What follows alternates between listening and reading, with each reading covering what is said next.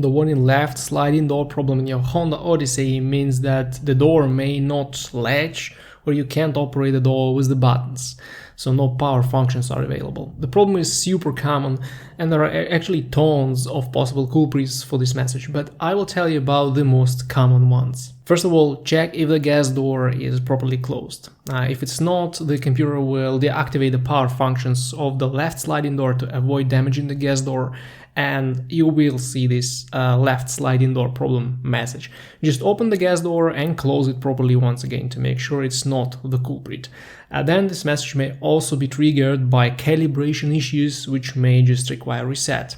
You may switch the power buttons off when the engine is running or ignition is on, and then switch it back to on and press and hold both door buttons for about 15 seconds. The system will reset and may eventually stop throwing the message. Also, the reset procedure may differ from one model year to another due to Honda changing software in their cars, so you may need to Google for more information or just find an independent mechanic with a good scan tool and calibrate the left sliding door with a scanner for 5 minutes. Then there is an extremely common problem with the pinch sensor.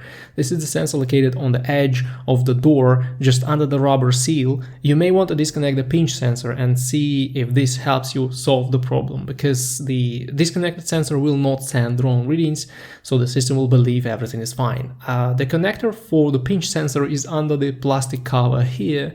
The common problem with it is water ingress through this plastic cover and corrosion inside. So if the culprit is this pinch sensor, you will need to replace the rubber seal assembly on the left door. And finally, there is a service bulletin number 19028 that covers these problems. It tells the dealership mechanics to make sure there are no debris or blockages in the door system and then replace the printed circuit board in the door motor assembly. But the bulletin only applies to cases when the power door stops on the way of closing and reverts its direction, so it starts opening.